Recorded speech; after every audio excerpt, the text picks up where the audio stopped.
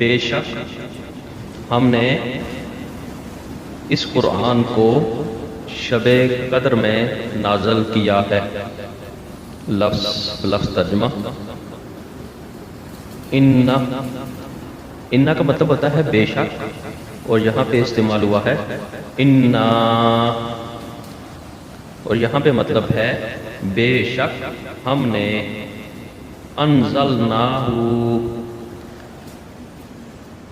انزلہ ینزل انزالن سے ہے، اور اس کا مطلب ہوتا ہے اتارنا۔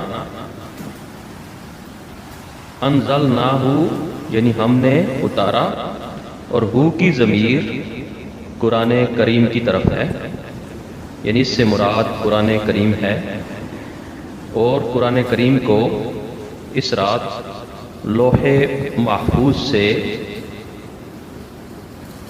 ایک ہی مرتبہ بیت القرآن پہ اتار دیا گیا، اور وہاں سے حسب ضرورت اور حسب واقعہ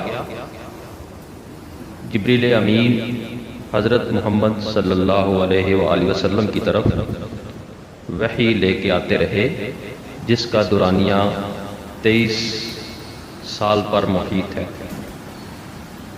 انا انزلناہ فی لیلۃ القدر، فی کا مطلب ہے میں، مثال المصلی فی المسجد، جیسا کہ نمازی مسجد میں ہے۔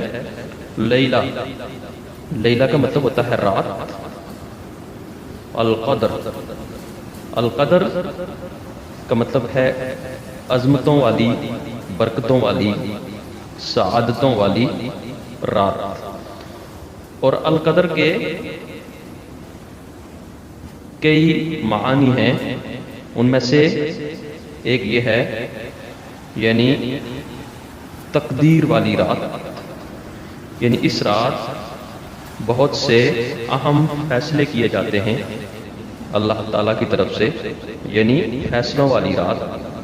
اور دوسرا یہ ہے جیسے ہم دنیاوی زندگی میں ایک دوسرے کو قدر و منزلت دینے کے لیے لفظ استعمال کرتے ہیں، یعنی ویلیو دینے کے لیے، تو اس سے مراد ویلیو بھی ہے۔